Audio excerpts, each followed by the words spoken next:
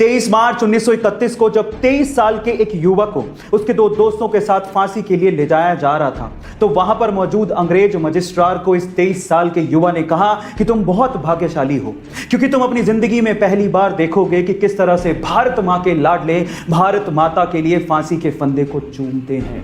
वहां पर मौजूद चश्मदीदों ने यह तक कहा कि जिस तरह से ये तीन भारत माता के लाडले फांसी पर चढ़े, ऐसा फांसी लेते हमने ना किसी को आज तक देखा ना ही सुना। आजकल ऑनलाइन का जमाना है और आजकल लोग ऑनलाइन के थ्रू पेमेंट्स भी कर रहे हैं। कितनी अच्छी बात है।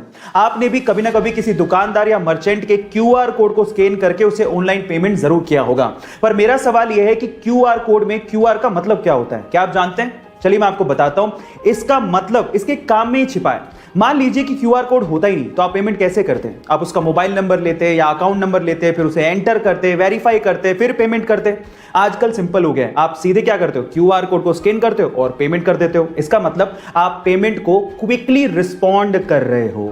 इसका मतलब यही होता है क्यूआर, यानी कि क्विक रिस्पॉन्स। अक्सर हाईवेज पर ही गाड़ियों के टायर फटने की घटनाएं सबसे ज्यादा होती है, पर सवाल यह है कि ऐसा होता क्यों है? तो चलिए मैं आपको बताता हूं। एक्चुअली इंटरनेशनल स्टैंडर्ड्स के हिसाब से गाड़ियों के टायर्स में 25 psi से ज्यादा प्रेशर की हवा नहीं भरी जानी चाहिए, लेकिन इंडियंस क्या करते हैं, एवरेज को बढ़ाने के लिए और फ्यूल को सेव करने के लिए टायर्स के अंदर 35 से 45 psi की हवा भर लेते हैं।